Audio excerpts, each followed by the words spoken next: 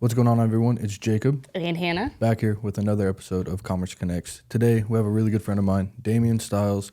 He's an artist based here in Wichita, Kansas. Damien, can you talk about your journey into the music industry and what inspired you to start making music? Man, I've been making music since I was like 4 years old. My pops obviously is a musician, and so I was just really raised around it, always having a home studio. And I remember when I made my first song, like, he was super... Actually, the very first thing I ever wrote, I was like 4 or 5, and I wrote this shit out, and I remember it. I was like... I went to the bar one night. I got in a fight. Like, I'm talking about bar fights and shit at like 4 years old. And I went to read it to my dad, and then I got like too scared because I was like, he's going to be mad at me type shit for saying that. And then, so I ended up making another song. But he hella like helped me like fucking stay on beat and like all type of shit like that. And then I just loved it, bro. I just loved like creating worlds and fucking making shit. And I just like never stopped. Yeah, no, shout out Pops. Like, he's done a lot himself, too. Didn't he perform with, like, Nelly and stuff like that? Yeah, he went on tour. Real? Yeah, my Pops went on tour with Nelly. He did shows with J-Lo. He was, like, you know, networking with Tech Nine, all type of shit. Like, in the 90s, like, he was really getting it. Wow. Yeah, shout out Pops. And then, even when you were younger, you opened up for, what, Tech Nine? And a handful Tech of other Nine, people? Hurricane Chris, who the fuck else? I think that was mainly it. Oh, E40 and Currency. Yeah, so you were like, what, so 9 years that's- old when you did that? Like 10 and shit. That's insane. How was that experience at, you know, that young of age, already just getting on a stage with like really predominant artists? Like, that's awesome. Yeah, it was cool. It was nerve-wracking. I remember the first one I ever did was Hurricane Chris. And it was like that cliche, right? Like, I'm backstage, like, tripping. Like, my dad's already on stage, and he's going to bring me out for the last song. I'm, like, freaking out type shit. And then, you know, as soon as I walk out there and see the crowd, it's gone. Yeah. Like, all the nerves are gone, and I was rocking that shit. That's insane. It was cool as fuck. What was the turning point for you? Like, when you realized, like, okay, music is, like, my full-time gig? I think I always knew that low-key because there's, like, a drawing I made in kindergarten that was, like, what do you want to be when you grew up? And it's, like, a little stick figure with a mic. And I was, like, when I grow up, I'm going to be a rapper. But, like, when it, like, financially became possible was really in, like, 2021 because, you know, shit, it was just fucked up. Like, I'm selling drugs, fucking, you know what I'm saying? And I knew, like, this isn't feasible for me to do for my entire life. So I really got to take this music shit seriously because it's the only other thing that I fucking have, you know? And so I started doing the videos with Peyton, putting out a song every 2 weeks. Like, it was when I just started working with Gabe, so I had just found my sound and, like, really was finally able to, like, express myself artistically like I'd always wanted to. Because I always had, like, these visions in my head of songs that didn't sound like anything that I had heard, but no producer I had worked with was able to, like, bring it to life, and, like, I couldn't find that shit on YouTube. So when I got with Gabe, like, oh, we found the Damien Styles sound, started doing videos, blah, blah, blah. And once I hopped on TikTok promoting that shit, it took, like, 2 weeks before it was going up. And then fucking, we ended up, like, you know, stream money started coming in. We ended up signing all that. So 2021 was really, like, when it became, like, my profession, like, officially. Yeah, TikTok ain't a joke. Hell no, bro. I remember being in the house in Glendale, and we're just like, bro, do it. Yeah. Do it. Yeah. Yeah, y'all, everybody was telling me, like, get on TikTok. I'm like, no, that shit's gay as fuck. Like, I'm not doing that type of shit. And then as soon as I got on there, I was like, oh, no, TikTok's cool. That shit changed my life. So is that what like jump started kind of like your career in a sense? Kind of. Actually, right before the TikTok, right before I got on there, the very first thing that we had was I put American Paranoid Freak out on SoundCloud only. And this kid, Max Jackson, found it. And he's like a professional scooter rider. Okay. And he used it in one of his edits. And then the whole scooter community just started using that shit in all their videos. And we were like, whoa, oh shit, something's happening. And then that's how my manager, we weren't working together at the time, but he just saw the analytics and saw that Paranoid Freak, because it was only out on SoundCloud, he saw it had like 2,500 Shazams or something. Like, people were like, what is this song? And he's like, hey, bro, you got something. Like, we got to work this. Like, get on TikTok, blah, blah, blah. And then as soon as we did, like, that proved to be true. Yeah. So. Wow. Yeah. So you mentioned Gabe. Shout out Max Peyton. Jackson though. Shit, that was crazy, bro. Dude, that's insane. Random little Yeah. scooter, but yeah, it's Just cool. seeing that all over there. So like I said, you mentioned Gabe, Peyton, Pack. What is Dropout Club? Ooh, that's a big question because Yeah. Dropout Club, for one, Dropout Club LLC, that's a business. That's my record label. You know, I own the record label and I'm signed to myself. Me and Pac-Man and Bear, we own the record label. But Dropout Club on a bigger sense is my movement. It's my community. It's like what I call my fan base because it's more than a fan base. Like they're Dropout Club members, you know, and it's basically like what Dropout Club stands for is dropping out of whatever holds you back in life, whether that's unsupportive friends, fucking addictions, you know what I'm saying? For me, it was school and several other things, you know, just dropping out of that shit and allowing yourself to become your best version and the version of yourself that God wants you to be. And so, you know, that's what my movement is all about, and that's what my fans want to get behind. So it's like, yo, you can be a member of that, drop out of that shit, let's become our best versions together, grow together, you know what I'm saying? And my music is really just the soundtrack to that. So.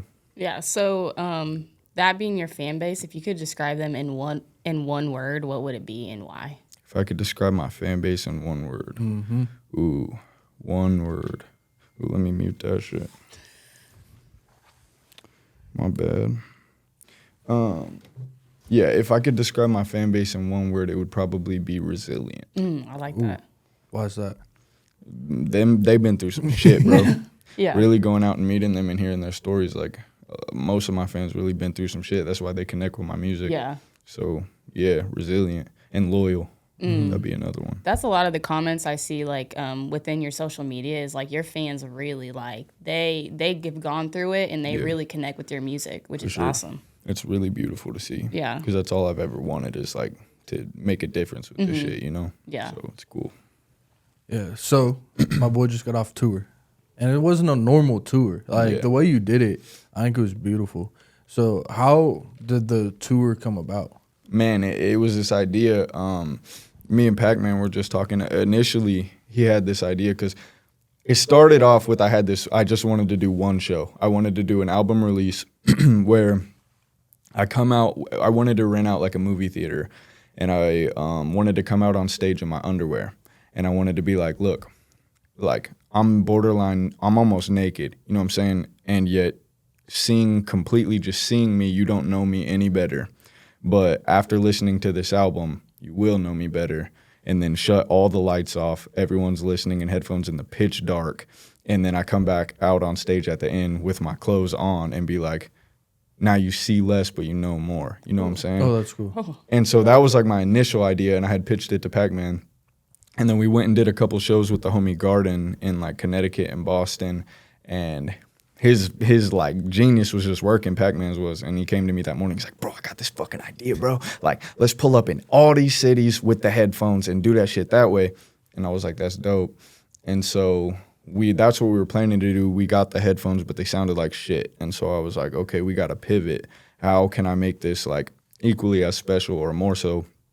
And I was like, yo, when I finished my album, I played it for my immediate team, my managers, my parents, my wife, just in my home studio, right? We just listened to it front to back. And I was like, I've never heard of an opportunity for fans to get in the studio with the artist and hear the album before it comes out.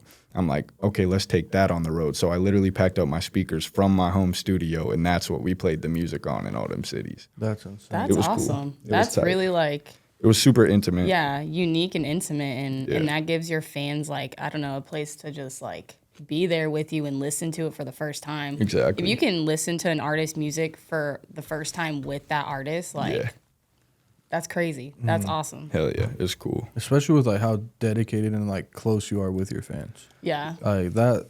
I mean, ever since the album has dropped, you've been posting like screenshots of messages that you've been receiving and everything, and it's beautiful to see that. Yeah, it's like, cool, man. Really cool, and it's the fact that you're even sharing it. Like, yo, like you guys aren't alone. Like we're impacting people. Yeah, I thought that was cool because I usually don't like, you know, and I've been blocking out their names, so it's not like putting them on blast, but like I don't usually just share responses that I get because like, it can seem kind of like narcissistic or whatever, but I'm like, this isn't that, like, because people are really opening up and telling me why they connected with this shit. And I think it's allowing, like, people reading those and seeing other people, like, telling me their experiences is allowing for them to be like, man, fuck it, I'll share mine. And so it's like, you know what I'm saying, it's bringing healing and shit. So I love that. Yeah. So how did you prepare for the tour? Like both mentally, physically? Like how was like that process? Bro, I didn't, bro. Dead ass, I didn't prepare for that shit. We actually, me and Faith went to Yellowstone National Park with my family before the tour, like right before we left Yellowstone, and then just hopped in the fucking Sprinter van and went on tour. So we were just kind of going. Just right into it. So being on tour, what was your favorite city? Like, what was the favorite place you went to? Hometown, man. Hometown? They showed up and they showed love. That was really cool. But other than that, there was a couple that I really liked. Dallas was really cool. All the people were really cool, and that was like the biggest turnout we had besides Wichita. But honestly, the first day I had was Salt Lake City, and you know, I don't remember. I think it was like 6 to 8 people, but like they connected with that shit on a different level. Like everybody's crying and like telling me their stories and stuff, and it was like it just meant a lot. You know, it was cool. Yeah. How did you pick like the spots on tour that you went? So we basically, it was my top 10 most listening cities on Spotify, Apple Music, YouTube. We looked at all the music platforms and then narrowed it down to what's in the top 10 of all these. Yeah. And then that's what we Okay, went. very cool. Yeah. Yep. So I've been seeing, obviously, we've been around for a while. What is your creative process like? When you go and you decide to make a song, or even if it just randomly happens, like what is your creative process like? Man, it changes. It really just depends. Like sometimes, I mean, I would say what the majority of it is like I just am going through beats and just like mumbling melodies with no words, just seeing if anything hits me. And then when I catch something cool as fuck, it's like, oh, I like that. I like the way that feels. I just jump in and start going. And I just like, most of the time I don't necessarily have like an idea or a thought in my head of what I want to talk about. I just kind of like, it feels like the floodgates open up. Like, you know what I'm saying? Like I'm just being a vessel for whatever wants to come through. You know what I'm saying? I feel like it just, that's like connection with God. But, and just let the music flow until it's done. But then there are other times, like there's a couple songs on this album where like I was like, man, I want to talk about this. And then I'll go find a beat that feels like that to me, like the emotion I'm trying to convey, and put that out. And yeah, so it really just, it varies for real. Man. So why did you choose to go with that self-titled aspect of the album? Yeah, it wasn't that at first. It was kind of crazy. So I scrapped a whole other album to make this one, the Misunderstood album. And I don't know, bro. It was crazy because like initially this album was going to be called The Curse Breaker because of the intro. Like it's talking about the curse breaker, and I had this whole concept in my head. And we went out to make the album in LA, or to finish it, me and Gabe. And we had all these different titles on this little piece of paper, and we were trying to figure out as we finished it and the album came together, like what's it officially going to be called. And my name wasn't even on it. The options were like the Curse Breaker, the Silver Album, because like my grills and shit. What the fuck else was there? There was a couple more, but by the time we finished it, I was just listening to it and I was like, bro, this just feels like me. Like it literally just, if I could just like bottle myself into a little package and set it on the table, it would be this album. And so I was like, fuck it, bro. Like it's Damien Styles. Like we just, you know. I love that. That's really cool. So and it was pretty cool. Like a couple people had told me like, you shouldn't do the self-titled yet. Like you should wait until you're bigger. Like that's usually artists do that later in their career and really like give them who they are and get that personal. But I was like, bro, fuck that, because I want the base that I build my career on to just be me and honest and vulnerable. And it's like, no, fuck, wait until later. That's the starting point. Yeah. You know what I'm saying? Like, we're going to start off as raw as possible. We're going to start off as real as possible. This is me, and we can build from there. That's you know special. I mean? And Right. being authentic to that and keeping that with, you know, I don't know, that's just really special that you didn't do what everyone else did and waited. You're like, no, this one's me. Yeah. This That's is all a about common me. Yeah. theme in my life. Yeah, no, I like it. For sure. So going back with the album, what was the idea behind the album art, like the album cover? Like, Man, so honestly, I didn't really know. Like, I had sent Jake some reference photos of like shit that just felt raw to me. I knew I wanted it to feel raw and just vulnerable. And I was like, fuck it. Like, this whole album was made in my home studio. My home studio is filled with just art that I've made, like paintings and stuff. It just feels like me. So I was like, fuck it, let's try to get something in here. And we did. And I was like, and then I kind of thought about what I told you about how the idea for the album release, I wanted to come out in my underwear because it just represents like being naked, like on the album, like I'm just naked. And so I was like, fuck it, let's be in my underwear in the shoot, in the photo, and just see if we get anything cool. And then, we fogged it up in there and got that crazy light beam. Yeah. And it just like, we took a couple different options. I was like writing at the desk, doing all this shit, but we had one where I was screaming, and it just like, that's what the album feels like, you know? It's just like an overload of emotion, and then that beam of light is like light in the darkness. Like, it was cool as fuck. Yeah. And that was just, I don't even think that was on our list necessarily. Yeah, no. Like, we tried a handful of different ones. Like, we want to do the split face and exactly. all this other stuff. And then we shot that one. We came back to edit it, and we're just like, oh, shit. Like, this is that one. Well, and when you look at it, you're like, dang, I want to listen to this album. Yeah, Like, fuck it's cult. Like, that's kind of how I felt. I saw that. I think I saw something you posted, like the color grade, and I saw it. I was like, shit, like I want to listen to that. Like, I don't know. It just kind of, like you said, it represents the album in itself, and then also you. So like, that was a sick album cover for sure. Thank you. Yeah, Jake fucking killed that. shit. I know that was baller. It's always super important to me with my covers. Like, I picture, even though I'm not in these stores or nothing, like if I'm at Barnes & Noble or a record store and I'm flipping through vinyls, I want to be like, oh shit, what's that? Like, I have to buy this because that cover's so ill. Like, and you definitely hit that with that one for sure. So congrats to both y'all. That was awesome. Appreciate it. So that one was cool. Like, we've done a lot of different shoots, and like nothing I think resonated as much. And I didn't even notice or like think about how the fans would react to it. Yeah. And like seeing They the were fucking comments with it. of just like, man, I feel this picture. Yeah. And I mean, at the end of the day, it's like, when you can say a lot with a picture, Yeah. it's cool. yeah. And I mean, just being like within this space, it's like, we want to evoke emotion. Like, that's the biggest thing you can do with a photo. Yeah. And then just capturing and seeing like everything, it's been really cool. Hell yeah. Just And then when you see the photo paired with the music, it's just like gut wrenching. Yeah, it literally, Yeah. Cool. I think it's been really special, kind of like seeing that journey on it.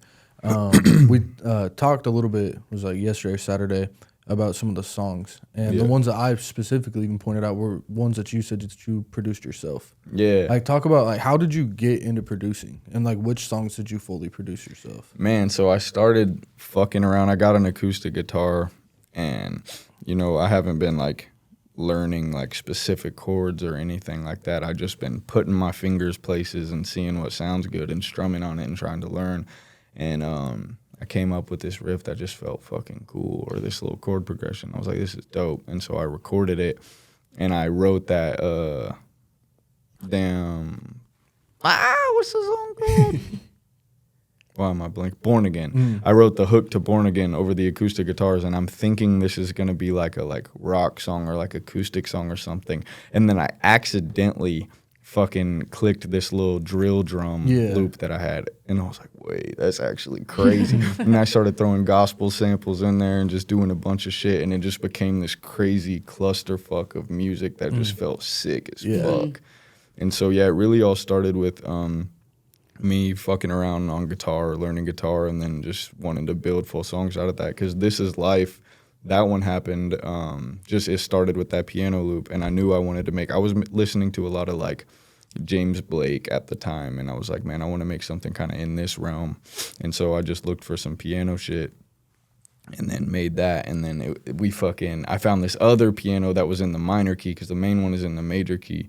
And I found this other one that's in the minor key, and that's that switch up you hear in the middle of the song, and then switch right back to the major key, and that just feels so crazy. I've never like heard that in music before, really. So, and Born Again is different. It was dope, right? Dude, I was listening to it, and I was with Jordan, and we were driving, and I was trying to go front to back on the album, but I replayed that one twice. Hell yeah. And I was just like, dude, because at first I assumed that it was Gabe. Yeah. And I was like, yo, Gabe is insane. Yeah. And then I text you about it, and I say that, and you're just like, bro, that was me. Yeah. I mean, he added some little, little spice in there, but yeah. But it's still like, mainly me. That's insane. Yeah, like, Thanks, man. Just seeing the growth on even like the production side That was cool.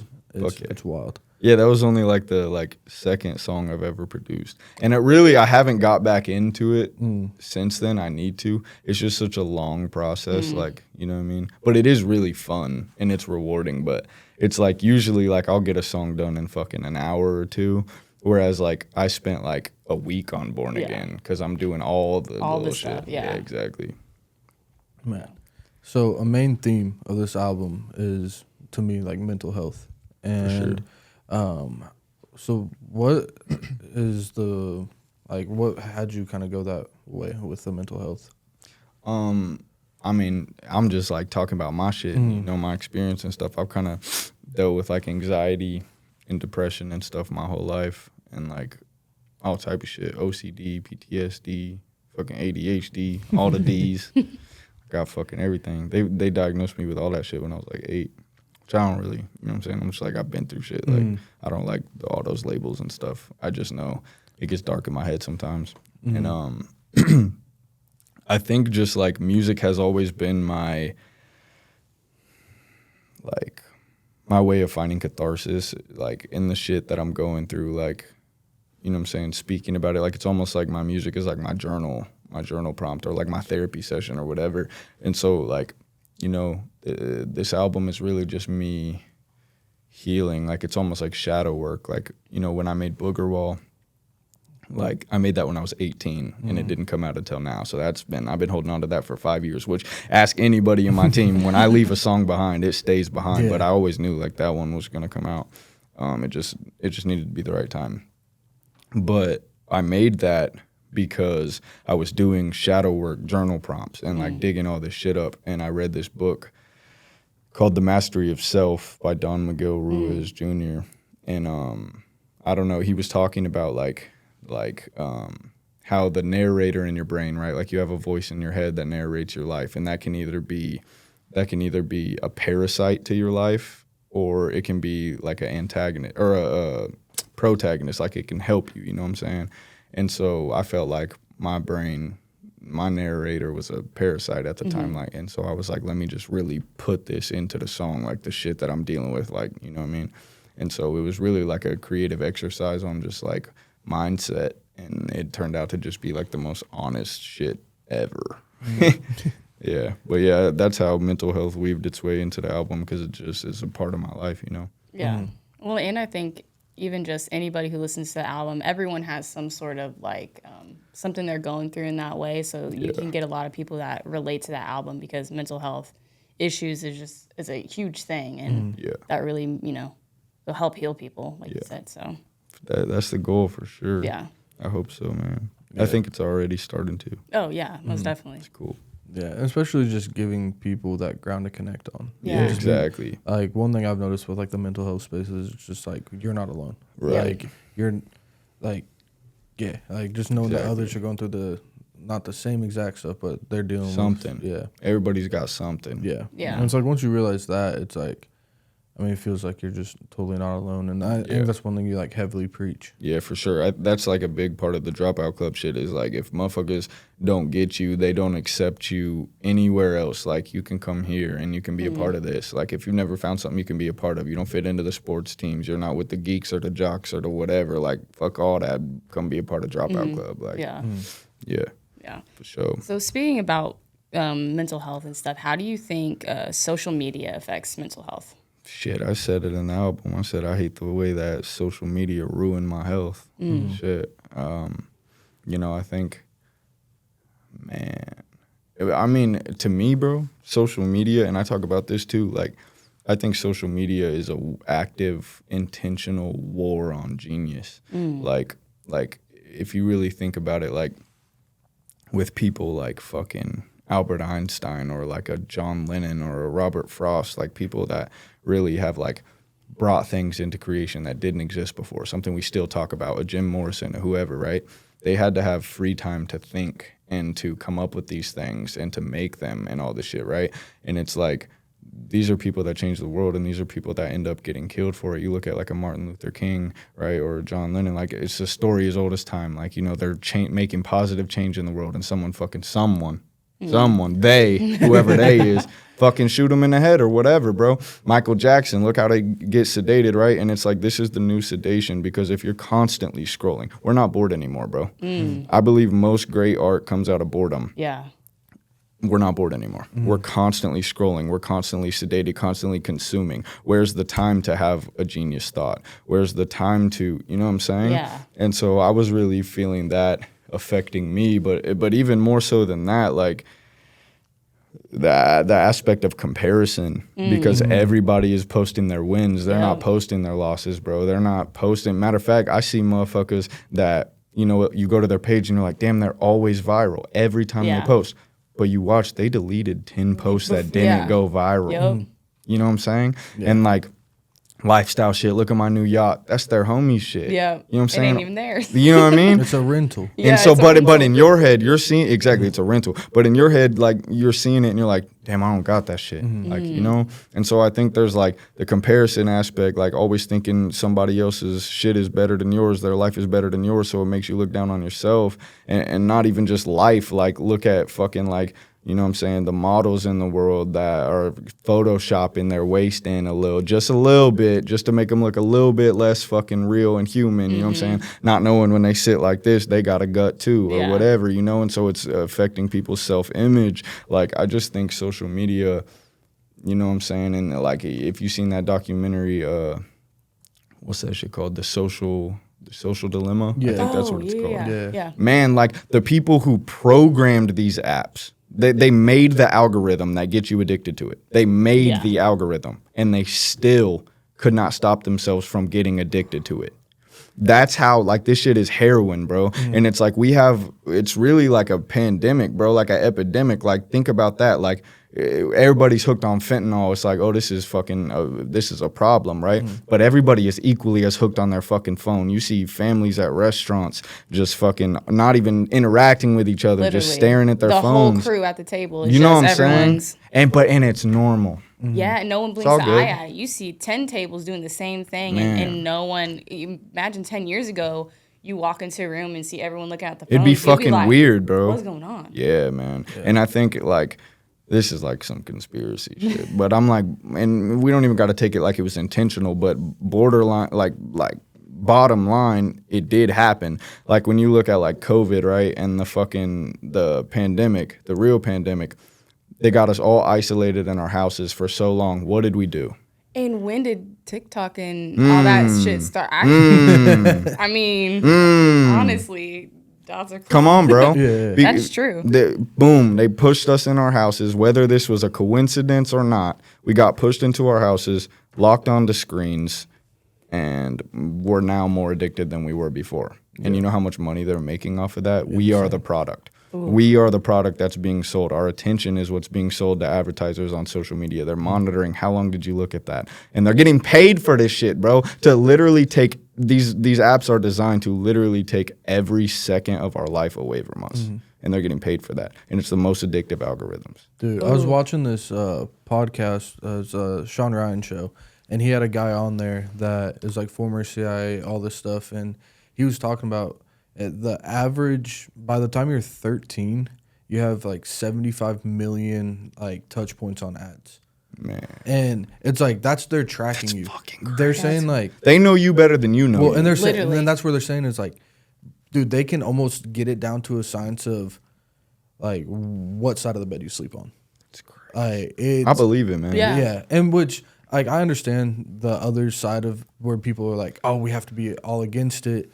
This, that, the third. Like, they're like the hyper people where they're like getting the private phones that like don't have any of the tracking. I'm not gonna lie, bro. If I didn't have to like be on social media to push my career, I'd be one of those people. Yeah. Tinfoil hat. Well, the way I look at it is like you can't be halfway in on that stuff. You can't, bro. Yeah. Because it's not. You're either addicted or you're off that shit. Yeah. Yeah. Well, For and real. Yeah. like the people that are trying to be like private about it. And it's Oh, like, yeah. oh, you're so private, you have all these VPNs, all this other stuff, but you're still on Facebook. Like, you're talking about this on Right. Facebook. Did you scroll past that? They got you. Yeah. Yeah, it's And crazy. there's so many things like that where I'm like, yeah. Yeah. Like, I understand these like new phones that are coming out that have all this privacy to it, but it's like, but you still downloaded TikTok. Yeah. Yeah. So is there like a way you think we can consume social media in a healthy way, like and utilize it in the best way? Because that's, I guess, the big question. Like, It is a we're all big addicted to it. So how can we do it Right. in a healthier, healthy way? I don't necessarily know the answer to that. I think, you know, I don't have the answers. I feel like, because I've tried like setting time limits on my shit. I hit ignore. I do that too. I'm hitting I hit ignore multiple times. I got a whole other phone to not have social media on my main phone and just have it on that one, thinking like, oh, I'll set it aside. I don't. I carry 2 phones. Yeah. You know, like, it's fucked up, bro. And maybe that's just a self-control thing on my end, but they've proven that like these algorithms are like that, bro. Like, it's the biggest dopamine hit ever. Like, likes and shares and all this shit is the biggest dopamine hit we can get, you know, one of them. And but I do think that like the idea of social media, right, like how it started, but pre-algorithm and all these things, it was very positive. Like early social media, you saw like we were able to see the good in the world, like people connecting and feeling less alone and all these things. And that's still there. It's still happening. But I don't know, man. I do think that like there needs to be some sort of reform on algorithms. Yeah. Like I feel like we gotta like if there was something to stand up on, it would be, hey, you can't just fucking monetize the minutes in our life and literally like make me so addicted that you're stealing my life from me for monetary gain. You know what I'm saying? Like, I should be connecting with my family right now, or we're at Thanksgiving, but I'm scrolling on fucking Instagram. It literally, you think about that, you get with your family on holidays and you don't see these people, you know, until now, but everyone's still just on their phones. Yeah. And that's like one thing that actually has been helpful for me is like being intentional about everything I'm doing. Like coming here right now, like if I'm like, hey, me and my wife, we're going to go on a date or whatever, it's like my intention in that is to be present. And my intention whenever I'm connecting with people or doing whatever, like my intention is to be present. So it's like put the phone down, like shut it off, fuck it, you know what I'm saying? Or just keep it in your pocket. And like, I think that's really like a big part of the issue is a lot of us are walking through life like without intention. Like, you know, I'm kicking it with you, but my intention isn't to like connect with you. We're just kicking it just cause that's what we're doing. So it's not a big deal if I do this. But if I come and I'm like, hey, I really want to like be here with you. I can't be in 2 places at once, you know. So there's just that intention. Yeah. So it's really up to us. And to some extent. I mean, because they're gonna do whatever they want to do with the algorithm. That's what they want to do. So unless it's up to us. everybody stands up, it stands and. But most people are too busy doing this. They don't even think about this. Already. They're not even thinking about this. And people are always like, "Oh, it's how I make my money." This, that, the third. Dude, I've been dealing with the time limit thing. Something I've recently implemented, like the focus settings, because I did the new beta update, and I was like, all right, let's give it a try. And I noticed the first like probably week I was doing it, that it was like, dude, before I even got started with my day, that time limit would pop up. I'm like, damn, I really just spent 30 minutes across platforms, because I put it at 30 minutes across Instagram, Facebook, like all the socials. And then I'm realizing like, dude, I'm hitting that before I like start my day. Before I take a piss. No, literally. Something that actually did help me, this is something that I found to be very helpful that I feel like people could do, is because you can set passwords on the time limit. I don't know the password on my phone. My wife knows it.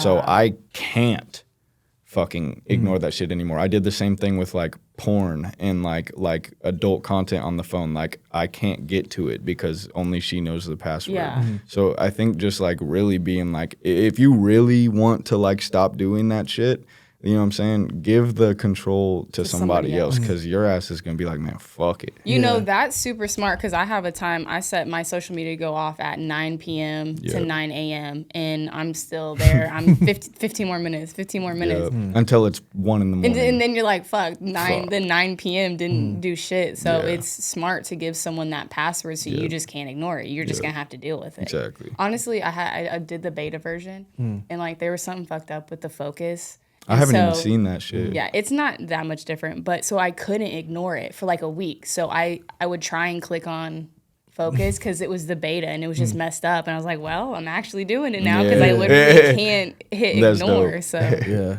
I enjoy it. Like it again, like you said, comparing it to like a fentanyl addiction, stuff like that. It's really up to the people themselves to wean off of it. Yeah.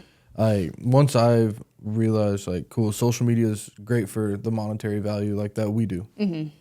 Other than that, like I'm trying not to be on it. I feel that. Like the death scroll stuff like that. Man. I've started like They're literally calling it brain rot. Yeah. bro. Because they know what it is. They got It's brain rot. They gotta let us know what they're doing. It's brain rot. It's death scrolling. Like we're Crazy. Yeah. Death scrolling, brain rot. like Yeah. So you got little brothers, right? Yeah. Like I see within like some of my family members and stuff like that where like the iPad kids. Like it started off as a iPad meme, kids. stuff like that. Like Nah, some real shit. yeah, like how do you feel about stuff like that? Like I mean, my little brothers luckily are blessed to grow up with like open land, like they're country boys. Yeah. So really they're outside on the Dude, four-wheelers, you know what I'm saying, fucking chopping weeds with a machete, just doing, you know, Look, kid yeah. shit. Yeah. Real kid shit, like what we used to do and shit. You know what I'm saying? But definitely they still like to get on their social media, or they're not social media, but like electronics and Yeah. stuff. But my parents are like, they don't play about like limiting that That's shit. good. Like, no, you can be on your iPad after you fucking go play outside for an hour, and you can only be on your iPad for 30 minutes or whatever it is, Yeah. you know? So, but I, you know what it is, bro? Is the reason that's such a problem, honestly, it's not a fucking kid issue. That's not even an electronic issue. That's a parenting Yeah. issue. Yeah. That's what it is, oh my gosh, my kid's getting on my fucking nerves. Here. yeah. boom. That's Yeah. your babysitter. Here. And now you can go live your life, and your kid is just watching who knows what, Yeah. doing who knows what. And on that thing. probably the parents are giving them that so they can do this themselves. Two, Yeah. right? Yeah. Crazy. Yeah, that's a wild whole how- nother. yeah. Yeah, crazy. Crazy how that happens. Dude, Man. it's wild. Like I've seen it with like some family members where I'm like, Yeah. yo, your kid's been locked in their room this whole time. Like we've been at your house for 2 hours and I ain't seen your kid. Yeah. And it's a parenting issue, bro, because of course they're going to do that. Yeah. Yeah. Of course they're going to do that. They're a kid. So their impulse control is even less than ours. You know what I'm saying? And Yeah. we're doing it. So, you know what I'm saying? Take that thing They're- away. Like me and Faith are heavy on like our kid is not getting none of that, bro. Yeah. Like a little leapfrog learning tablet maybe. Like that's a little different. But even that, like bro, you gonna read books, we're gonna go outside and play, like all this type shit. And even like cell phones, bro, like this is probably like extreme, but I'm like, you're not getting a cell phone till you're like 16, 17 on some shit. Like Yeah. like not a cell phone. You can have a little, what do they call it? Like a little flip flip phone. phone or Flip some phones, shit. You know what I yeah. mean? But no, fuck that. No, Yeah. that's how my I have a sister. That's how Yeah. her son is.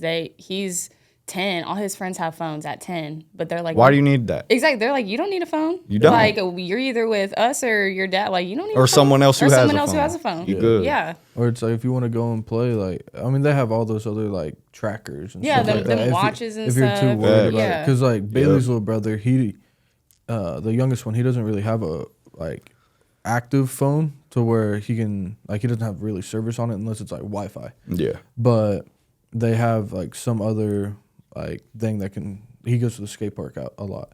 And so they're like, okay, like they can track and see, like, okay, Yeah. he made it to the skate yeah. park, cool, whatever, and he came Yeah. home.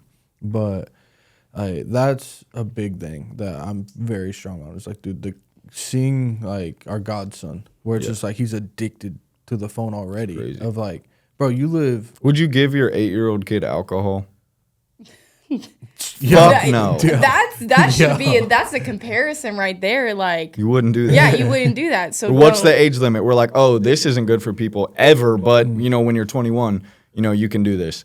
Okay, but when you're fucking 6, you can have you could have full access to the internet. You can go everything. watch fucking, you know what I'm saying, porn at Yeah. fucking who knows what, like Well, that's 7, 8. That's the issue too. Is people are like, oh, well, we got age restriction, we got this, that, that, third. Dude, Bro, them fucking porn sites, all you have to click is, yes, I'm 21. Yeah, Yeah, literally. That's what I was about to say. It's like They even, don't like, verify shit. YouTube Bro. Kids, stuff like that. There's still shit on there. Yeah, That shit Yeah. that slips through for like, sure. one day I had to come down and do some work, and we had Bailey's little brother over, and I walked upstairs and he's watching on YouTube like, there's a girl playing Fortnite, but it's like 1 death equals 1 strip or some random shit like that, Man. and it's like, I mean, Fuck I'll take no. the kid's word on it that it doesn't get down to anything because it's, you know, it's YouTube.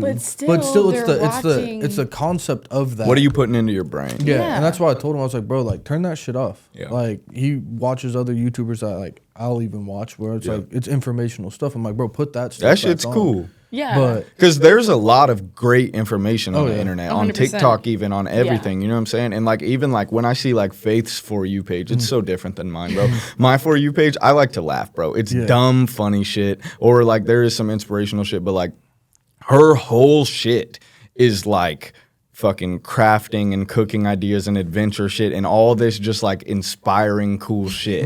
And I'm like, man, you use social media in the right way. But So most of us aren't though. My Facebook more and more is like plants and crochet stuff because all I do is send Bailey plants and crochet. Yeah, they see you interact with that shit. And so that's one thing I'm grateful for. But then you see, like the people... like the people that are struggling with mental health, the depressed people, where it's like they're just watching depressing content and it will... Or even not. Like, even if it ain't depressing content, if you watch enough fucking content, you're going to be depressed. Depressed, And it's just like constantly feeding you that. Yeah. And that's where if...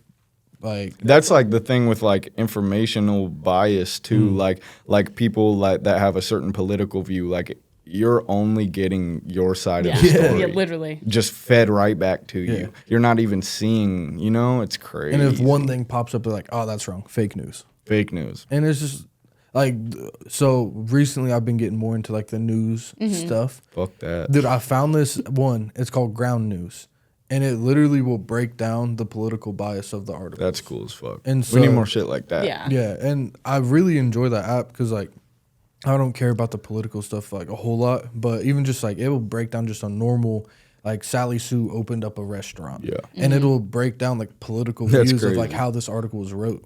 That's and cool. so Yeah, I feel like, it's super important to, seek out the opposite of what you think. Yeah. Just to be like, just to entertain the idea and not be blindly like, you know what I'm saying, accepting things. when 'Cause, people they need to be okay with confrontation and in debate. Yeah. 100%. Like that's where I mean, you and I, we've sat and just argued over the most random stuff, but it was fun. Yeah, for like, sure. Yeah, at the end of the day, it's like, cool, no hard feelings. We're not You gonna respect stop each being other's- friends. Yeah, Yeah. you respect each other's opinions too. Yeah, but it's just Sure. like, even, man, the sky is blue, and we'd sit there and argue about if it's purple or That not. shit looking kind of green. Huh? Yeah, it's just random stuff where, but there's other people that just get upset about that, like, oh, you don't agree with me? Yeah. And that's another issue that I think social media is breeding. Yeah, like, is- who do you think you are? Are you God? Why can't I disagree with you? Who the fuck are you? Yeah. Exactly. Yeah. And who the fuck am I? Right. Like, Right. Yeah. You know? Yeah. Yeah, that's insane. The whole social media gamut is just, it's a wild topic. It's crazy. But moving on from that, like, if there's one piece of advice that you'd give your younger self, what would that be? Sheesh. One piece of advice I'd give my younger self. That's a deep one.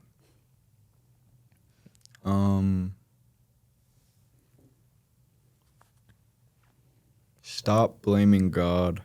Stop blaming everybody else. That would be it, bro. Because for me, like, I still am dealing with like the repercussions of carrying so much anger in my body my whole life. And I think that's been mitigated by recently me, like, just taking accountability and, because not everything was my fault, obviously. Like, there's shit that happened to me or whatever. But, like, I can either let that define me or I can be like, that's not going to define me. You know what I'm saying? Mm-hmm. Like, but, and I think, like, you hear a lot of that in the album, too. Like, that's what I think one of the things that separates this project from the rest of my albums is, like, or projects or songs or whatever, is that, like, I'm 23. Like, I really, like, have been working on becoming a man, bro. Like, and, like, I think you hear that in this album is, like, the process of, like, going from a boy to a man, you know what I'm saying? And because, like, that's my number one goal, bro, is because I feel like all problems in our society can be rooted to lack of good men.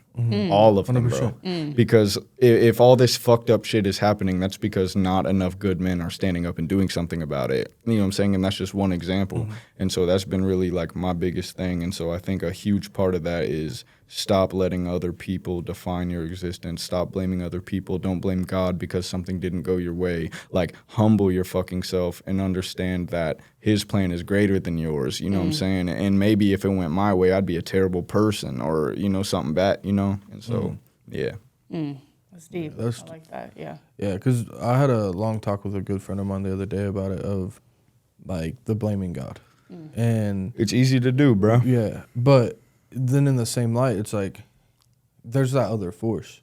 Like, Right. I mean, what if it was the devil that did this? Right. Like, it's not God didn't save me from this. But yeah, but then it's the argument of like, but God didn't stop it from happening. Yeah. But it's like, bro, okay, like I wouldn't be able to be helping the people with my music right now if I didn't go through that shit. And everybody has something like that. If you choose to like make good come out of it, then it will. You know what I'm saying? So, and I think God knows that. Like, it's just like perseverance and like keeping that positive mentality. Yeah, exactly. I just did a documentary with a guy that he's a paraplegic, got hit by a stray bullet. Damn. And seeing his story, like, man, if that's me, I don't know how I would deal with that. Yeah, bro. People that can stay positive in situations like that, it's like, oh, I'm a bitch. Bro. Because you are happy and I'm a bitch then. Dude, he was on a ventilator for, I think you said 8 years. Yeah. Bro, 8 years on a ventilator. Yeah, and then he decides one day, like, hey, I don't need this. I can breathe. And then he pulled it out, obviously. It was strong. Like, it was a struggle, but he said, like, I could tell I knew how to breathe on my own. And then from then on, like, his doctor was like, no, like, you have to stay on a vent.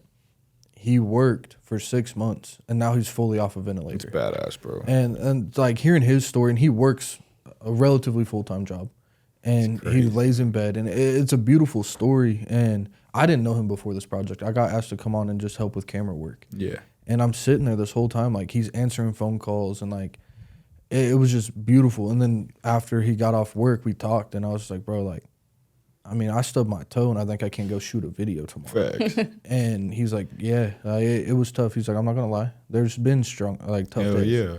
But he was like, dude, the mentality of it, of just staying strong through this. Warrior shit. Bro, insane. Like, that guy. Warrior shit. It changed my mentality on a lot of things. That's awesome. Like, just seeing that. And I love that. I love when, like, somebody else's experience can push it in perspective for you, and it's like your whole bubble is burst. Like, bro, I got to move different. Dude, it's insane. Cool. Like, I went over, like, right after that, I went over to my grandma's house and talked to her about it, and because she's been dealing with, like, health issues, and I was like, man, she needs to hear this story. Man. So I stopped there and was talking to her, and it was just something that, like, it moved me, then it moved her, and I was like, dude, like, this is why I love what I do. Like, podcasts, stuff like that's like having people come on and tell their stories and just learning from it. I mean, hell, we've known each other for 7-8 years now, but I feel like it has to be more than that. Yeah, I mean, when did we met? 2018. Well, I mean, way back. I think the first time we met was at the Dax show because we almost fought. Yeah. Yeah, the first time we ever met, bro. Yeah, it was rough. He was passionate. I give him that. But you know me, I'm trying to be like by the book. Yeah. And this dude's like, no, I'm pulling the speakers outside. And I'm like, ah. Yeah, they wouldn't let us do the show. And I'm like, fuck that. Like, people pay for these tickets. We'll do them in the street, blah, blah, blah. And he's doing his job. Like, no, we can't do all that. And I'm like, bro, what the fuck? Like, you know what I'm saying? I'm tweaking. Yeah. Like, my fans bought tickets. Like, I'm trying to give them some. It was a tough one. I mean, yeah, it's probably almost 10. But crazy. Like, if you can talk about this, outside of your album, what's one collaboration that you're excited for? One collaboration that I'm excited for. I'm supposed to be working with Honest Ave. Mm-hmm. That'll be dope as fuck. Me and the homie Garden have talked about doing some shit. I really like his stuff. I don't know. I'm very like... Before I do collaborations, I gotta fuck with you. Mm-hmm. Actually, no, fuck all that. No, I am excited about those things, so not fuck that. But I don't know how I didn't think about this, bro. Like, Faith's music, we're working on her shit, and it's fucking insane. And she's on the album. But, like, us doing more shit together, I'm stoked about. Fucking me and Tay are working on some shit. Like, really, like, some homies, my homie Omri, my homie Devin, like, motherfuckers don't know about them yet. But they will, and I'm excited about that. I feel like I got an arsenal of superstars that nobody know about yet, and I'm stoked for people to see that shit. Dude, I'm excited. Hell yeah! I've been hearing some stuff from Devin. He's going crazy, dude. That kid is a fucking superstar, bro. Yeah, he's waiting. Like next level shit. Like next level shit. Yeah, I'm excited. He sent me his album, and I was like, why isn't any of this out? Like, bro, what are we doing? Bro, Pretty Green Eyes. The new version of that? Woo. Dude, that one, because he sent me the old version of that. Yeah. And I was like, okay, like, this needs to come out. This is it. He sends me the updated version, and I'm like, what is this? Yeah. Like, why? What's going on here? Did you hear he had one called like The Only Lovers Left Alive or something? Bro, it's fucking, he's crazy, bro. He's next level crazy. And do you want to know something crazy about Devin, bro? Dude,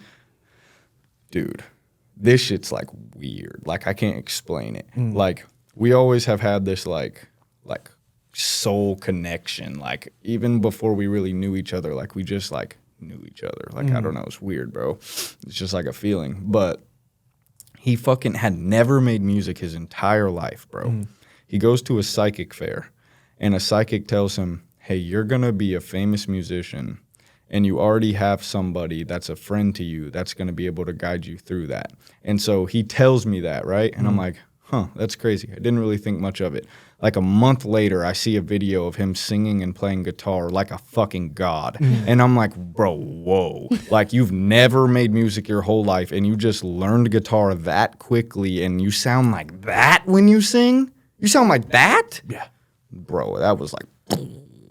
Dang. Yeah. I remember the first time I was at VidCon, and he sent me a random song. He calls me out of the blue. I don't really know him like that. Yeah. And he's like, hey, so I'm friends with Damien, but I think I might want to try music myself. And then he sends me the song, and I'm just like, yeah. Yeah. Like, Do it. what are you doing? Yeah. And he's like, well, I don't know if I want to make music. I'm like, no, you will make music. You got to, bro. Like, you heard that shit? Dude, it's wild. He's crazy, So man. speaking on like inspirations, like you mentioned quite a bit of people. Who's some of your larger inspirations? Like music-wise? Yeah, anything. Music-wise, definitely Gerard Way, Kanye. Let me think. I know there's so many, but it's like you get put on the spot. Yeah, Gerard Way, Kanye. Man, who else musically? I'm inspired by a lot of shit. James Blake, Bon Iver. I think that's how you say that shit. Yeah. Fucking, I listen to a lot of shit. Shit, Joey Badass, hella people. But other than music, bro, like Jesus, obviously, is my biggest inspiration. That's who I'm trying to be like, man. But shit, other than that, I'm inspired by the greats, bro. I'm inspired by anybody who's like made a significant positive change, you know. John Lennon, Jim Morrison, like, you know, anybody that's been able to do great things on a massive scale and like help people. XXXTentacion. You know what I'm saying? People can say what you want, and I don't think he was perfect. That motherfucker did some fucked up shit for sure. But at the same time, like, he got killed in the middle of his evolution. He got killed as he was starting to get better. But, you know what I'm saying, his shit really, the fact that, like other than the project I just made, like one of the only albums I've ever heard that's that vulnerable is 17. Like, he really put his pain on display for everybody, and I think that's powerful, man. Yeah. He was one that was very much, like, I think everyone could connect with. Like, whether what style of music you like, you would hear it, and his voice was just pure. Yeah. Like, and that's one thing, like, I guess I can just kind of jump to that one now. But if people knew the Damien Styles like 5-6 years ago, before the singing and stuff like that, it was like the lyrical, punchy, fast rap. Yeah. What made you want to start singing? I think, I mean, like, because I grew up always listening to, like, My Chem and, like, Disturbed and Nirvana, Kurt Cobain. That's another one major. Yeah. But, you know, I grew up listening to all that type shit, and I loved that shit, but I just never thought I could do it.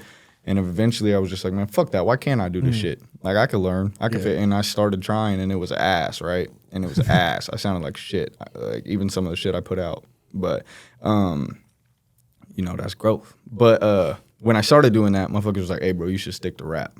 And when I heard that, I was like, okay, watch this. Like, I'm done rapping. I need to stick to rapping. I'm done rapping. And I just, like, didn't rap anymore. And then, you know what I'm saying, this album is, like, the reintegration of all that, like, singing, rapping, whatever, talking, you know? Yeah. And, I mean, what was it, like Polaroid pictures, stuff like that? Those were, I was in the wrong key and shit. It's crazy. But it was still cool, like, because that's one thing, like you and Devin, I can always just attest to, of like, it's not perfect, like, opera singing, but it's raw. It's raw. You feel that shit. Like, And that's way cooler to me. Yeah. Like, I do hear motherfuckers that have, like, amazing, beautiful voices, and I'm like, that's cool as fuck. Like, I would love to have that. But at the same time, it's like, I could still make you feel something. 100%. Well, and, like, I feel like I connect more to something like that, whether than, you know. Yeah. Yeah, it's like, that's beautiful, but I'm not crying. Yeah. You know? Yeah. That, like, has always been, like, the really cool thing to like, kind of see, like, the jump into that. I mean, even around that time period, like, the forgot how to rap. Yeah. Like, that was just the funniest thing. Because, I mean, we've seen those comments of people like, oh, yeah, you don't know how to rap. You don't know how to rap. And then you're, you were on the RV, right? Headed down to San Diego when you made that. I made that in San Diego. Yeah. Yep. And then you were back on your way up to shoot. To do the video. Yeah. Yeah. So that one, like that era, it was just funny because it was just like you'd made that as a joke, and then it actually kind of took off a little. Well, really, my brother Noah made me make that song. I didn't even care to do that. He was like, bro, he's like, please, he's like, just show these motherfuckers how fast you can rap. Because I was a little 8-year-old fucking rapping all the Tech 9 Twista verses, everything, like just word for word and shit. I really studied that shit, you know? And he was like, bro, you've never done it. Like, just unleash that shit. Let motherfuckers know. And I was like, all right, fuck it. And at first, it didn't even have that part where I'm like, taking over your brain, going to saying, do what they do for fame, taking away for the pain, hit to the brain, want to go out with a bang. Like, that part wasn't even in there. And he was like, you can go faster. And I was like, fuck. Yeah, that one, it was just funny. Like, watching, like, that come to light on it. It was just like, okay. There you go. And then it snapped. Hell yeah. And one of the songs, I forgot the name of it. You mentioned your tattoos, like the rare breed. What made misunderstood. What one? What made you want to get those? I mean, you said those were some of your first tattoos at what? 16? Yeah, that was my first tattoos. Let's see, can I lift this shit up? Yeah. My first tattoo I ever got was this shit. It says rare breed. My pops had the tattoo right there. I don't remember if it said like trust no one or something, but just down the arms like that. And I thought that shit was gangster, so I knew I wanted to do something like that. But I knew that I wanted it to be something that would define me forever. Like, my mom was big on that because I was like 17, and she was like, if I'm going to sign off that you can get this tattoo, it's got to be something that you can stand on for the rest of your life. Like, that's some permanent shit. And so, you know, at first I was going to get like Constellation Theory because that's the group I was in, and she was like, nah. She had some foresight. She was like, don't do that. And I'm like, all right, shit. And then I probably went through a couple other things, and I was like, honestly, fuck it, rare breed. I was like, that's me. And she was like, yeah, that's you. That's like you. That. Yeah. That's what. Shout out, mom. Yeah. Right? Her mom. Dude, my mom is she's the truth, bro. She really is, man. She's the person that fucking encouraged me to drop out and go chase music. She seen me like, selling drugs, fucking hitting licks. Cops were raiding me at school and shit, trying to find some shit that I ain't bringing that shit to school, but they were looking, you know what I mean, pulling me out of class to go search my car and all type of shit. And she just seen it was like headed in a weird direction, and she was just like, well, actually what happened was I quit going to school for about 2 weeks. Because I would like always miss days every week and then go late and show up half days. But then I just didn't go at all for like 2 weeks. And she just sat me down. She was like, look, you need to make a fucking decision. She was like, either you're going to go to school every day and you're going to go hard and do that shit, or we're going to go in and sign you out tomorrow and you're going to go chase this music shit. And I was like, well, I ain't going to school, so let's do that. Yeah, man. She really pushed me, bro. And we've been through a lot together, bro. We had like a damn near, we were like trauma bonded in a way, like just through some shit we've been through. And, you know, our relationship has been complicated, and it's only been getting healthier and better, and like shedding that sort of like trauma, like we need each other sort of bond, and becoming just a like I love you, like I'm thankful for you type thing. You know what I'm saying? So yeah, man. Shout out my mom. Dude, her TikTok is beautiful. It's tight, right? Like, it's cool to see because again, like this lane, it's not for the faint-hearted. It's not like it's so different that majority of people's parents don't support it. Yeah. And like seeing what you mean? Like what lane? Like making music? Music, like influencer stuff like the social media lane, I guess I should say. Like it's different. You're not learning welding. You're not learning it like you're a trade or something. And so you're not being a doctor. Right. And I think it's just beautiful to see like how much she backs you. For sure, man. Like it's really cool. And I think it's showing other parents like, yo, like my kid is actually doing cool shit. Like, hell yeah. It's different. Yeah. Like, but yeah, no, it is really cool to see mom like just going to bat for you on like comments and shit like that too. Yeah, she be facts.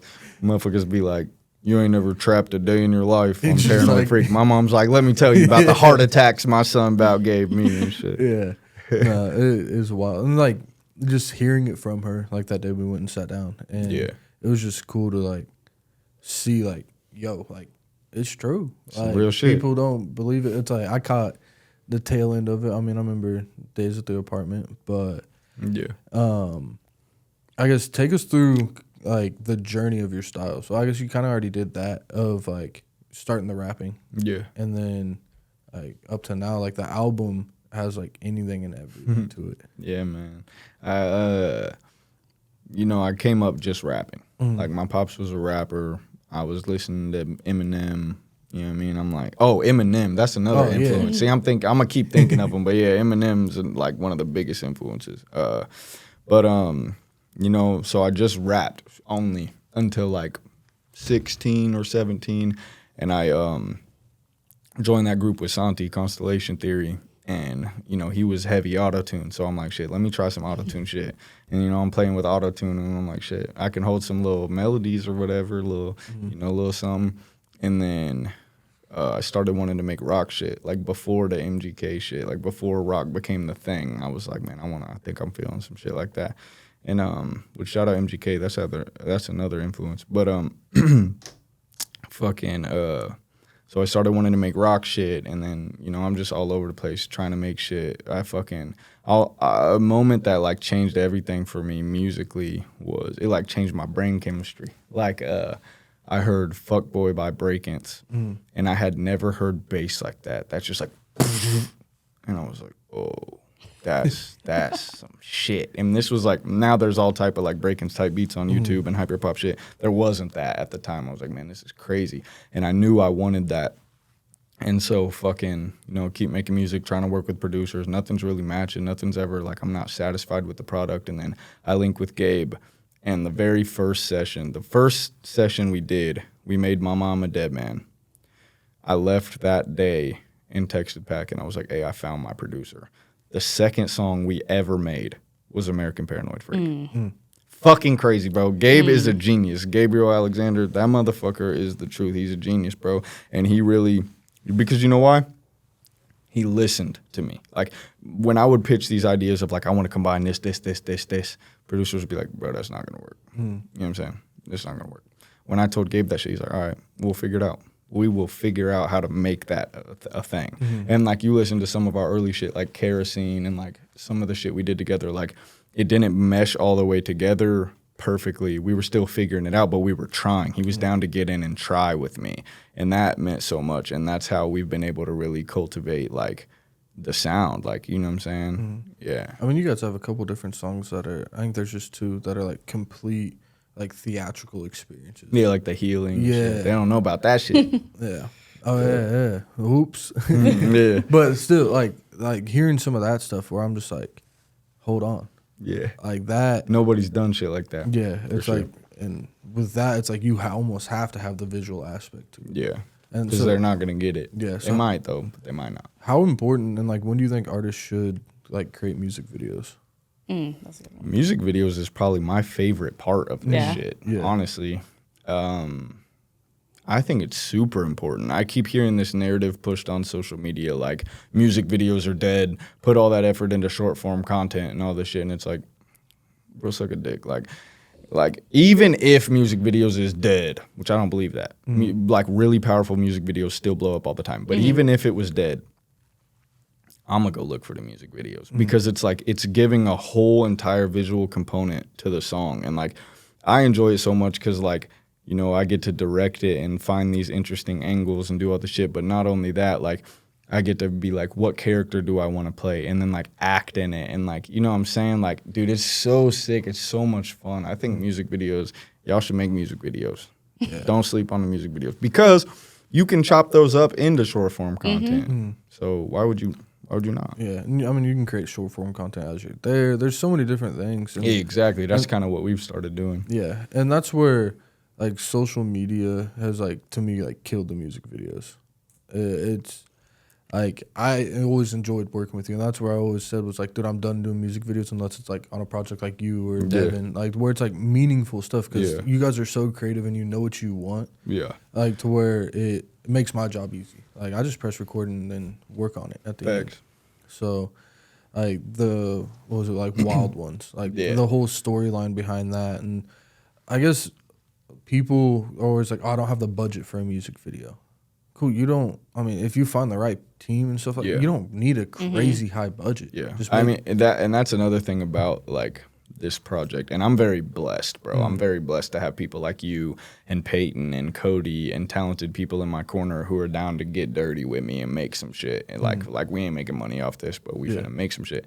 But like, dude, resourcefulness, using what you have, bro. Like all the locations in the videos is like either somewhere we fucking saw on the street, broke into, or someone we knew had a space we could go use, like the homie's house, fucking the homie's dad's garage, whatever the fuck. You know what I'm saying? And like all the extras in my music videos are just my friends and family. Like, you know what I'm saying? Like, dude, you can make some fire shit if you just get creative and use what you have, bro. Generation Nothing. We got a whole high school just because I made a call. Just like, hey, I went to Derby. Like, fuck with me. Like, let me use this school. It was wild. Like, just using the resources. Yeah. Bro, the misunderstood that shot with all the guns around me where I'm like super far away in this white room. Cool. We shot that, thank you. We shot that in a fucking shed, like, bro, smaller than this room, with no electricity in it, with just a green screen backdrop, and the camera stand, I have a video of this, the fucking tripod or whatever was standing on a chair and the camera was balancing on an exposed beam in the ceiling to get the angle that we wanted. It was the sketchiest looking shit ever. Like if you saw that, you'd be like, no way that's going to turn out cool. And then you see it in the video and you're like, badass. Holy shit. Like, come on, bro. Just get creative. Well, and that's the thing. You can really do whatever you want. Like, if you have the determination to get something done, you're going to find a way. Exactly. Like, that's How much do you care? Yeah. That's the measurement. How much do you care? Anything for the shot, huh? Anything for the shot, yeah. See? Motherfuckers are falling off cars to get the shot, fucking shoveling dirt on people. Like, we've been through some shit for these shots. Yeah. Got the cops called. They fucking... Yeah, because when we shot for Don't Come Back, and there's a shot where I'm fucking holding a pistol at the camera, and I got angel wings on and a black eye and shit, and I'm just looking crazy. And I wanted to shoot it at like one of the motels on Broadway, like so it was super like grungy looking and shit, and like you know what goes down over there and shit. And so the cops drive by and they're like what the fuck is going on? And they like ran my pistol and all type of shit, and like it was funny. But, like fuck it, bro. Like. You see that shot is fucking epic, dude. Like, fuck it. I'm down to fucking go to jail for some shit if it's iconic. Like, fuck it. Get pulled over every music video. Shit. Every time and shit. That only happens when I'm with you. That's what's fucked up. It's the only time I ever get pulled over is when I'm with you. Fast. I don't know what it is, It's insane. Man. Like, the one thing I hate, again, is just when it balances back to, like, budget or hearing other video guys like, I don't have the team to do that. Yeah. Bro, you do, like we're doing it with like 2 to 3 people. Yeah, or if it's by the book, like if somebody, like if you would have came to somebody outside of like Cody for that green screen shot, they're gonna be like, we need a studio, we need this lighting, we need this that. Yeah, no, you don't need it. That's one thing is I see a lot of production companies nowadays like overdoing stuff just to get as much money as they can out of these companies. For sure. And half the time I'm like, I'm a one-man band. Like maybe sometimes I could call Peyton just to have extra hands on the day, but. Most of the time, it's like, dude, you can do a lot of stuff yourself. You just have to do it. Yeah, and I think if the people around me are guilty of anything, it's like being overly ambitious and overly confident. Like I'll bring some crazy, like, bro, what if we could do this? Like that'd be crazy. And motherfuckers are like, we can, and it's like, let's try. Yeah, but let's try. Yeah. Even if it doesn't turn out, let's fucking try. Yeah, like we've set up so much shit and tried to get so many shots that just didn't work. But the ones that do, like, this is sick. Yeah, there's so many scratch scenes where I'm like, man, that would have been cool. Yeah, like, facts. Sure. And that's, I mean, it comes with testament of just like, just do it. Like, just try. like, throw stuff at the wall. And keeping the right people around you. Yeah, that's a big thing too. Yeah, like, because I've been also in a position before this, like, of having people around me that are like, I don't think that's doable. When it was 100% doable. We can't do that without $10,000. Bitch, we'll make that with $5. $5 fucking bucks if you're just down. Yeah. You know what I'm saying? Like, what was it? Anti-Hero. Yeah. Or no. Was it Limitless or Limit? Where, I mean, bro, Buddy had a random spaceship in his living room that he had built for a commercial. Yeah. And we were just like, let's use it. Let's do some space shit. He calls us and he's like, hey, I'm tearing this down tomorrow. If you guys want to come by like for a music video, go for it. Yeah. That's awesome. All right, let's figure out like a whole concept for some space shit. Yeah. Facts. Or I mean, even speaking on Anti-Hero, like we had all those random people there and made it look like it was more people than what it was. For sure. All right. Angles do a lot. Yeah, yeah, that's one thing. If you are trying to get into the video space, learn your angles, learn your lighting, learn your camera settings. That's a big thing. And bro, I've seen like since we did our videos together, and this ain't like on some like toot my own horn shit, but your videos have got better from that. Oh yeah, no, I'm like, seriously. bro, like your angles, the lighting, everything. I'm like, Jake's going ham now. It's just. Like, because you taught me, like, how to break out that box. And, like, because I used to be, like, by the book, like, oh, I have to be at these settings or, like, it has to be shot like this. And then, like, because that's how I grew up shooting. Right. It was just very by the book, like, technical stuff. And then now I'm like, wait, I can do it this way? Yeah. Like, I don't have to do it like this looks cooler, so fuck the settings or fuck the angle or whatever. Like, this looks cooler. Yeah. That's what it's about. Even with music, like, bro, break the rules. Like, whatever art you're making, break the rules. It's whatever feels good. Yeah. It's whatever feels the best. Do that. Yeah. And every time. I've carried that even into, like, my real estate photos. Yeah. Like, I had one of the ladies I was talking to the other day, she was like, you just shoot houses differently. Yeah. And I'm like, well, I just shoot them how I like them. Like how I see it. I'm like, cool. Like I didn't go to school to shoot real estate photos. And that's why they fuck with you. Yeah, exactly. And so it carries with everything and I mean, even like genre wise, it's like you can step into, I mean, hell, you could make a country song if you wanted to. Yeah. And it's going to be completely different because you're going to throw your 808s and. Yeah, like, we actually have one. That's crazy. We made it like before this whole country surge. We made it when I was living in Wichita. And it's probably never going to come out because it's not that good. It could have been good if we, like, finished it. But I was just like, yeah, I don't want to make country music. But, shit, we've tried. So, speaking of, like, being, like, not being technical with your stuff, I've seen some of the amazing studio setups that you've had. Oh, yeah, wonderful. Talk about, like, some of the craziest or, like, funniest, like, recording setups you've had to have. Man. So, like, the most iconic one to me, bro, is... a lot of my old music, like Sacrifices, Halfway, everything coming out in that era, was recorded in this place called Dizzle. It's DSL, yeah. It's basically, what the fuck is going on? It's basically like a hostel, right? Where like if you work at this ski resort, then you can get like free or cheap living at this place. And we didn't work there. And there was an empty room that we literally would just break into this place and sleep there. And we would like leave a little rock or a stick in the door to fucking be like the side door to be able to get in. And then we go in this little empty room and we were living there. Like, and you know what I'm saying? We'd have to be real quiet. Like, that's how Noah told me. He's like, bro, don't make a lot of noise when we're in here. We're not supposed to be here. Like, we'll get kicked out, blah, blah, blah.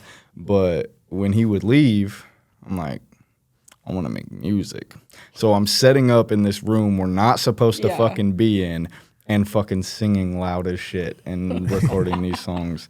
So that was a good one. Shit, when we were living out of the back of the truck bed, I fucking recorded out the back of a truck bed, like literally fucking pulled up with an extension cord and put it into somebody's random house on the outside and fucking was like, I gotta make music. Recording in the back of the truck bed. I've recorded in a moving RV.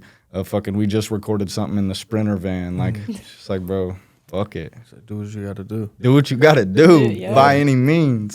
Yeah, that was one thing I remember, like the RV setup, or even when we came up and visited you up in Truckee. Yeah, I had my mic like tied up with a shoelace and shit. Dead ass. That's awesome. He didn't didn't have the like shock mount, whatever. And you're just like, all right, this will do. Yeah. And I was like, bro, hang it from the tree or something. Yeah. This'll do. But real. no, it's cool seeing like the way you've came through this is just it's not traditional. Yeah. And it's really cool to see like the growth upon it. Hell yeah. Okay, so last handful that I personally have is like within music, what platform would you say is the best for an artist to push their music? What you mean? So Like social media platform? yeah. I mean, TikTok is like tried and true. Like that shit works, you know, but I would say don't sleep on none of the reels. Don't sleep on IG reels, YouTube shorts, Facebook reels, all that shit. Like I really think you should be utilizing every single platform because like I've had content that did 100 views on TikTok get 2 million on Facebook. And like, you know what I'm saying? Like, why would you not give yourself every chance possible? Yeah. Post everything on everything for sure. What's your favorite streaming platform? Spotify. 100%. Spotify is the shit, bro. Dude, I don't understand. They don't pay us shit, but like as a user, like listening to music, Spotify is badass. Which platform pays the most, like streaming wise? I don't know, honestly. I think it might be YouTube, but I don't know. YouTube. I heard. What's up with Tidal? Whatever happened with Tidal? Is that a Because I know thing? Tidal was supposed to come out and be like, "Oh, we're gonna pay everyone the artist, most." yeah. I don't even know. Yeah. I don't even know of anybody who uses Tidal anymore. I've never got the met free someone trial. who used Tidal. I got the free I trial. did But too people back in do the shit. day. Yeah. Shit, people use it. Yeah. I don't know. It's the same thing with like, I mean, and I understand the Apple Music people See, because I'm an it's Apple Music person, but that's just It's because I've on been your using phone. it for so long. Right. I need to switch because everyone says go Spotify. The reason Spotify is badass is the fucking playlist. Yeah. Shit. It's so tight, bro. Like, and their shit is pretty accurate. Like, they're like recommended songs for you. Like, yeah, like if you're listening to a song and then it based a whole playlist based off that song, one song. you'll find some new shit you fuck with. Like, I found see. a lot of dope music on Spotify just through like recommended shit or like Yeah. going to these random playlists and just going through them. Like, Yeah. See, I need to try and hop back on the Spotify. it's dope. I You can feel do like better. shared playlists with people and like y'all like combine your music taste and shit. It's cool. That's dope. and their podcasts. Yeah, exactly. I mean, for a while they got podcast meditation shit. They got everything on there. Yeah. Yeah, I would say definitely go Yeah. there. Yeah, definitely get to the Spotify. Spotify Have needs to. to pay us for this little plug we're doing. Yeah, we about to- Right? Sponsor. And then I guess we kind of hit on it too of like, do artists need to follow trends? Do artists need to follow trends? Definitely not. I mean, I think like it's not gonna hurt you to, right? Like, okay, like if you see something working on TikTok, like, oh, everyone who's doing a video in this style, it's working. Doesn't hurt to do a video like that for your song. Why would you not? Yeah. But like as far as music, like you might get a little moment or whatever. Like right now, everybody's doing country music because Jelly Roll is having the craziest run I've ever seen. And shout out Jelly Roll. He's going fucking insane. But, you know, Jelly Roll goes, now everybody's like, oh, I'm going to make country. Or when MGK did pop punk, everyone's like, I'm going to do pop punk. And like, you know, people may have had a moment, but like, you look like a copy. You didn't do it like MGK did it, or you're not doing it like Jelly Roll did it. You know what I'm saying? And so it's like, what do you want to make? Because I'd rather be the person that makes that moment. I'd rather be the person that's like, hey, I just made fucking jazz polka, fucking something crazy you've never even heard of, right? And then everyone starts doing that because somebody presented something new. And so I think like, and not novelty for the sake of novelty. Like, don't just try to make something new and different. Like, make whatever is, like, true to you, whatever you want to make. Make that. Like, don't worry about. And I would say that's true for music, content, art, whatever. Like, make the shit that you think is cool. Yeah. And because, like, you know, I tried to, like, chase trends on social media for a long time, and it just burnt me out, bro. I just got burnt out and stopped posting. And so I think for the consistency factor, if you're doing something that's tangible for you to want to keep doing, that consistency in the long run will take you longer than these little short bursts. And I think that could be true really for anybody within social media, like small businesses, entrepreneurs, artists, content, really anybody. Yeah. Make what you love to make and what you want to make sure. and be consistent. Don't try and follow everybody else. Exactly, for sure. And don't get discouraged if it's not working. Yeah. You know, like it's so easy to, especially if you've had a taste of like a viral moment before, you know. But I think it's like compound interest, right? Like you can have one viral moment, or you can have fucking 200 small moments that led up that like built, like, you know, equaled out to that. Exactly. So, and also like I think about that when people like, I hear a lot of artists that like haven't made it being like, man, my social media just never goes viral, bro. They just don't push me, like blah, blah, blah. And it's like, are you really ready for that? Are you really ready to stand up in front of the whole world and have motherfuckers hate you? Because you're going to get a lot of love, but you're going to get a lot of fucking hate. You're going to stand there and an array of arrows is going to come in. Are you ready to take that shit? Are you ready for motherfuckers to tell you, hey, fucking kill yourself? This is the worst shit I've ever heard. Like, you're a fucking poser. Like, are you really ready for that shit? You know what I'm saying? Like, and maybe they are, but I don't know, man. Like, because even like being ready for that shit, when you first get it, when you first get a lot of hate all at once, that shit fucks with you, bro. That shit fuck with me. And now I'm used to it, you know what I'm saying? But I just think it's like, you know, be careful what you wish for type shit. Yeah. What was the first video that you had pop that you got all that hate on? The first one with the hate was the Walmart shit. Yeah, that's what I was about to add. Yeah. Like, I had gone viral a lot before that, and there's like some hate, but that one was like mostly hate. Yeah. I mean, it wasn't mostly hate, but it was like a good half. Because like, but here's the thing, right? In that moment when I felt like the whole world hated me, that song got 50,000 streams in a day. In a day on Spotify alone.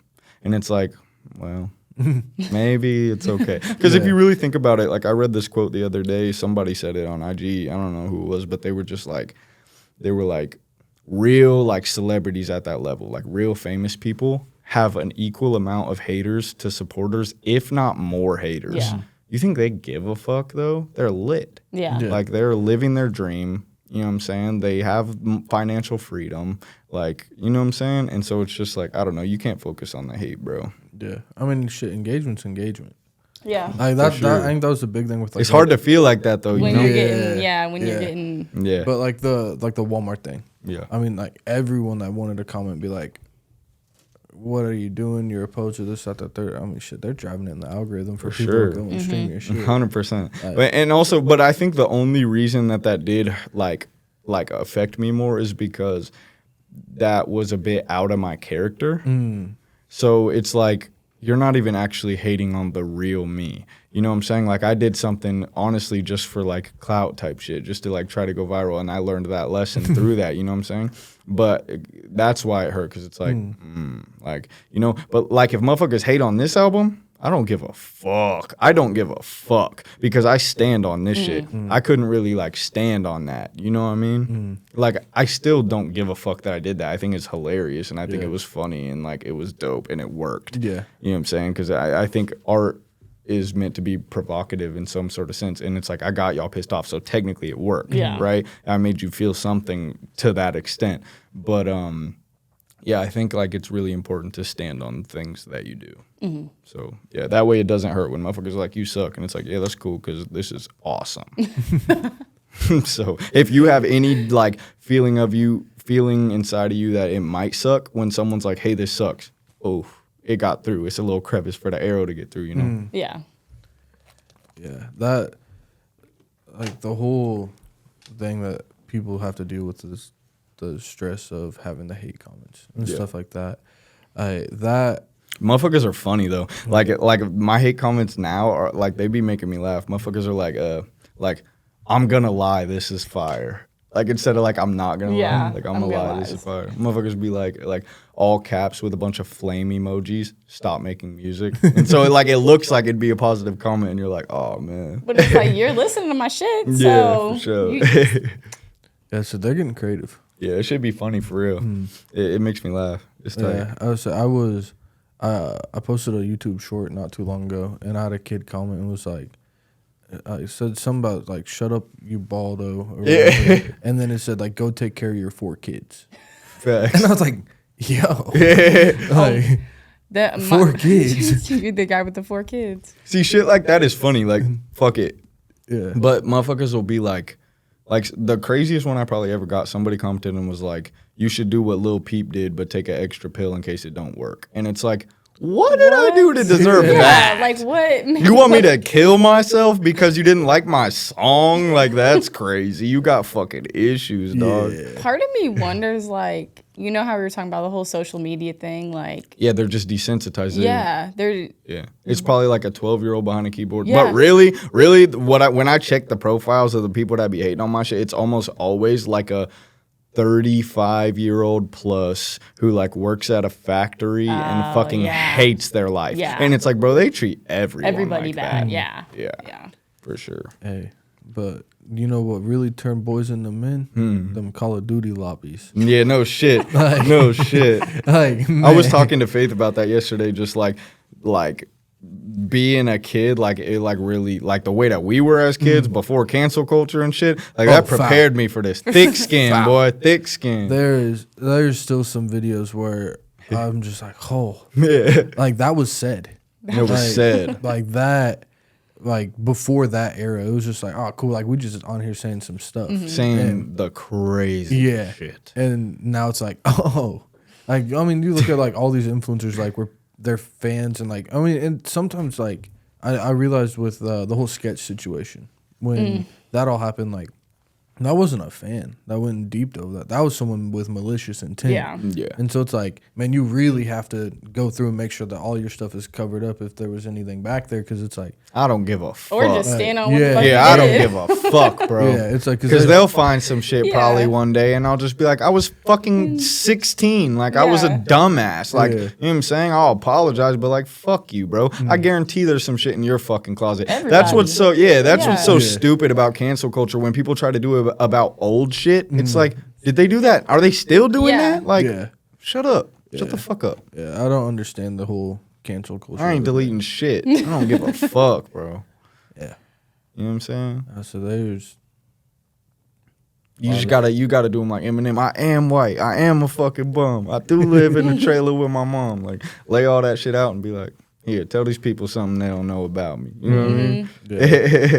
And that's one thing, like with you, like being like so transparent with your like your crowd and everything. Like I said, like, I mean, you mentioned like Booger Wall, like stuff within that. Even like, I mean, that song always was just like, damn, like bro. you got a lot off your chest in that 3 minutes. Yeah, bro. And that's like one of the things that was the most important to me with this album was like just being fucking dead honest, bro. And like that's one of the things that like I feel very proud of and like I can stand on is that like whether you think my shit is good or it sucks or whatever, like I am one of the most honest artists alive right now. And I don't give a fuck, bro. That's true. And it's like within this album, it's like I told you that I was fucking molested, bro. I told you that I had a porn addiction that I'm still struggling with. Like, I told you about my fucking abusive household that I grew up in. I told you all the things I hate about within my fucking self, bro. Like, everything. Literally, like, everything, bro. And that's just how, like, I feel like that's an artist's real job, in my opinion, is to get naked in front of the world, bro. To literally just, here's everything so that you can find something to relate to so that you feel more comfortable opening up about your shit, bro. Like, I've played that Booger Wall song for several people who then admitted the shit that happened to them when they were a kid. And it's like, that's so fucking important to me, bro. I've never heard a man rap about that or make a song about that ever. And it's like, dude, like, most women that I know have experienced fucking sexual trauma. But a lot of dudes do too, but they don't feel comfortable to talk about that because it's like emasculating. You know what I'm saying? Like somebody did that to you and you're supposed to be a man. But it's like, bro, this is an important conversation we need to fucking have. So fuck it, bro. If it's not the popular thing to do, fuck it. If it's embarrassing, like I'm going to say that shit. And I just fucking took that shit on tour and came up to the fans afterwards and was like, this is what the fuck it is, bro. You know what I'm saying? Because what? You know what I'm saying? When you really are honest about everything, what can somebody say to you? Because they don't got the balls to do that. And hopefully that gives them the balls to do that, you know? Yeah. So, for sure. Yeah, the whole just being like you and transparent, it's beautiful. Thanks, man. That's one thing I've always just like I connected with on it. Of like the music was like, damn, like you have no fear, you have no filter with it. I mean, even when it came to like announcing like the JV, I mean, I don't think people give you enough flowers on that. Of like, it was, dude, I mean, because you were the first in Kansas to sign a joint venture with a major label, and then there's still people out there like trying to dog on it or like all this other stuff, and I'm just like, yo, give bro flowers. Yeah, like, bro, and even to the point like we signed a joint venture so early in our career too. Like the deal that we got is a deal that like motherfuckers would get at like a DaBaby level or somebody that really was going crazy. Like even when we left, and shout out 10K Projects because they let us leave so graciously. They were super cool about it all, but they were like, dude, we've never seen a deal like this for someone of your size. We've never seen that. And so it's so funny when people like in Kansas or whatever who have never been in the industry at all are like, oh, people have done that. It's like, okay, well, motherfuckers in the industry said we've never seen a deal like this of someone your size. So, yeah, no, and that was just like wild. Yeah. But it is what it is, bro. I think, Wichita is definitely like this, but I feel like a lot of places, it's like where you're from, for whatever fucking reason, bro, like they'll support you when everywhere else is supporting you. Yeah. You know what I'm saying? It's like, and like Jesus said it, bro, like a prophet can do the least miracles in his own hometown. Like a prophet is always hated in his own hometown. Like, I don't know what's up with that. I don't get it. It seems like, but actually I do understand it, right? Because it's like take Jesus, for example, right? He's like, I'm the son of God. And motherfuckers are like, no, you're Joseph and Mary's son that I grew up with next door that shit his pants at the barbecue. Like, so how are you God, right? So when motherfuckers are like, nah, bro, you're from up the street. Yeah. Like, you're not great. You're no different. Like, you know what I'm saying? So you got to really prove it to them for them to see it because, but shit, it's just part of it. Yeah. So just kind of wrapping it up, is there anything else that you want to hit on or anything else I want to hit on? Nah, bro, I think shit. Good. Been a good conversation. Yeah, no, I'm excited. We're definitely going to have to run it back again. Hell yeah, for sure. I'm with it. Cool. Yeah. Where can they find the album?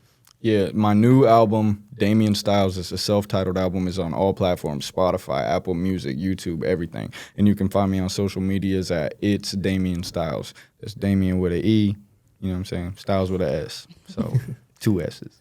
Perfect. Hannah? Hang got handles on everything. Cool. So appreciate you. Yeah, thank you. Thank you guys for having me, man. Dude, it was great. I'm definitely glad we got to sit down. Hell yeah. So. Where can I find you? Oh, at jclark.jpg. Also, make sure you follow the pod at Commerce Connects. Do that. Yes. All right. Appreciate you.